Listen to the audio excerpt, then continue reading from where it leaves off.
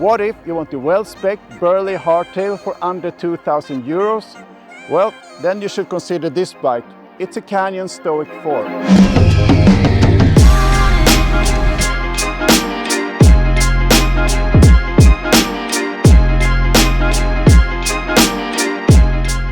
This particular bike can be yours for around 1,800 euros here in Europe. But to be honest, this isn't the most interesting option. I think the most interesting bike is the Canyon Stoic 2.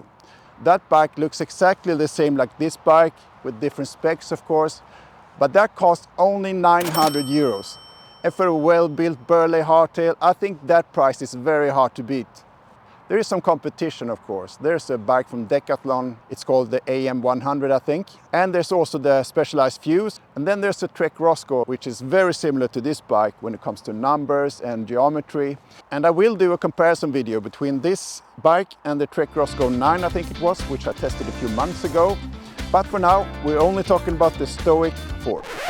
I think we should start with the frame, which is the most important part in the bike. And this frame is absolutely bang on for my 185 centimeters. This is a size large, and it's got a 480 millimeter reach and a very short chainstay as well. At least it's under 430, I think it's 428.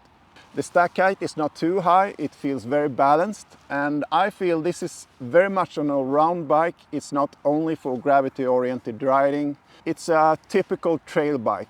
And the head angle, it's slap in the middle. When it comes to modern trail bikes these days, it's 65 degrees. I think the seat tube angle is 75 degrees. The crank arms are at around 170 millimeters, and I think for this type of bike, that's pretty bang on. I usually prefer shorter crank arms to avoid pedal strikes and such. But I think this bike is more of an all-rounder bike that can be used for cross-country rides, adventure rides, as well as gravity-oriented riding. In Canyon language, this is a category 4 frame, which means that it can stand the same type of abuse as the Spectral. That also means that there's a weight penalty on this bike when compared to a cross-country bike, for instance. But I'm not a weight weenie. I feel that the seating position is much more important than the actual weight of the bike. And I think the tires play a big part in how much this bike weighs as well, which leads me into the specification of this bike. I think most of the budget for this bike went in the front end here. And as you can see, there are a couple of nice Schwalbe Magic Marys here. It's in the soft compound, which I really like. And then there's some DT Swiss wheels. These are the standard DT Swiss wheels that Canyon often use, paired with the DT Swiss hub, of course. In the rear, we find the same wheels, and the tires are Hans Dampf tires. These are a little bit more faster rolling, still in the soft compound. Is that Addix soft compound, as you see there on the orange label there. The rims are 30 millimeters, so that's spot on, and the tires are 2.4 inch wide, both front and rear. There is some clearance here for 2.6 inch tires. On the smaller sizes, you will get 27.5 inch wheels, and on those bikes, you can run 2.8 inch tires. That's a lot, that's plus tires. And also I should mention, on the smaller sizes, you will get the shorter chainstay as well. So that's only for 18 millimeters, if I remember correctly. And that's super short in my book. Going back to the front end, the icing of the cake of this bike, I feel, is the pike fork. It's a RockShox pike fork with a very nice damper. It's an excellent choice for this type of bike. It's 140 millimeters. And I think the width is 35 millimeters. The brakes, both front and rear, are the Guide T brakes, which I have mixed feelings about. They are 4-piston brakes, but they're not code brakes in terms of power. The rotor size is 200 up front and 180 in the rear. They stop the bike, there's no question about that. It's just that when you're used to more powerful brakes and go back to these sort of trail brakes, it's a step down. I think there's a good modulation to the brakes, so that's a plus, I guess. Okay, moving to the cockpit. These are very nice components. It's Canyon's own G5 components. G5 is a high tier, a step up from their Iridium in-house brand. So there's a 40 millimeter stem here, and the handlebar width is 780 millimeters. I think both in XL, large and medium. The grips are G5 grips as well. Very nice grips. I don't have any complaints about them. They work well with or without gloves. The dropper is an Iridium dropper works fine. It does look a little bit busy up here when we're looking at the cables. They're pretty long, these cables. I don't know if it's possible to shorten them. I think it is. But I think part of this explanation is the cable routing, which is the next thing we should talk about. There's both internal and external cable routing. The rear brake is routed externally, and the shifter cable exits down here under the bottom bracket. I don't have any particular opinion about this solution.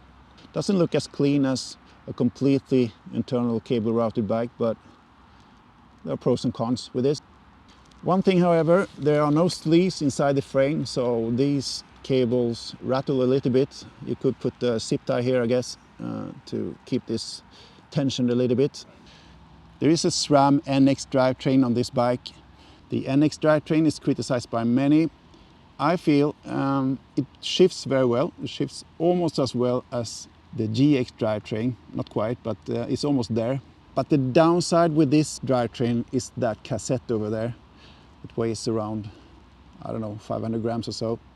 So I think once you have worn out that cassette, which you will do quite fast because it's made out of cheese, it's time to shift that to something else and save a couple of 100 grams in the process. There's a good wide range otherwise, so I'm not entirely unhappy with this. One thing that I don't understand why Canyon cheaped out on is the chainstay. And I know the previous tester of this bike actually added some protection on here. It only comes with a sticker on top, and that's a very cheap decision from Canyon. Why did they do that?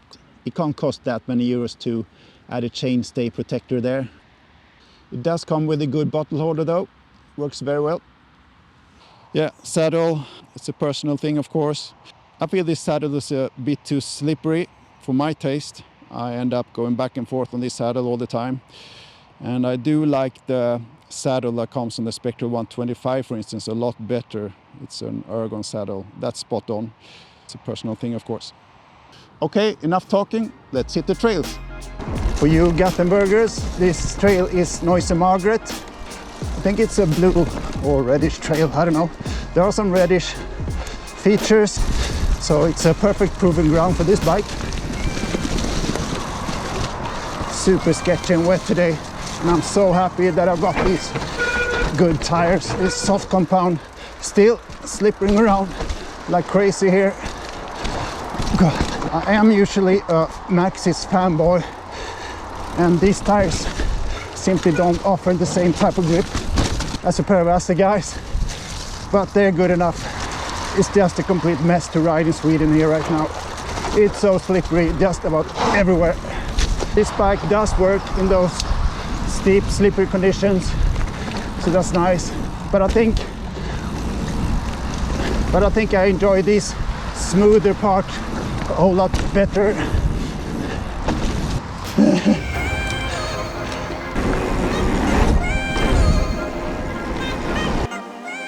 There is a sense of ease over this bike, like it's a natural extension of my body kind of way. It sounds cringy to say that, but we are best friends straight away, this bike and I. I do have an excellent climbing position on this bike, both in the terrain, but also here on asphalt, a very steep bit of asphalt here. And these tires are sort of enduro tires with a soft compound. That means that they are pretty sticky. In Spain we say pura vida. This is the exact opposite. Oh, It's been raining every day for well over a month now, and I struggle to find any place that isn't filled with leaves or slippery wet mud. I really don't enjoy Swedish winters, but I do enjoy this bike. As mentioned earlier, I sit perfectly, and I enjoy the bits of the bike that are so important, especially in these conditions.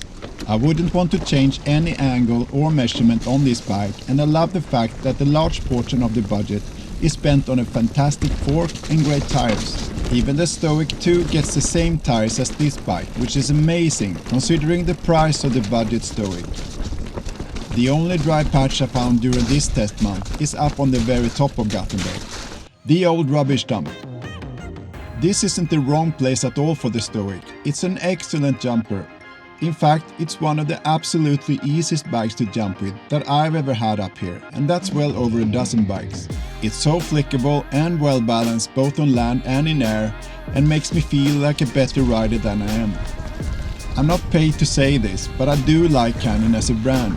They usually produce modern and decent bikes with a high spec level, but from 5 different Canyons I've ridden recently, I must say that I'm surprised to find that the Stoic sits at the very top of the Canyon range, maybe together with the Spectral 125. If there is one word to describe this bike, it is balanced. It's slack enough to ride the scary stuff, but sized to offer a near-perfect blend of maneuverability and tons of fun. Who cares if there are some cheap solutions here and there when a bike is this enjoyable to ride?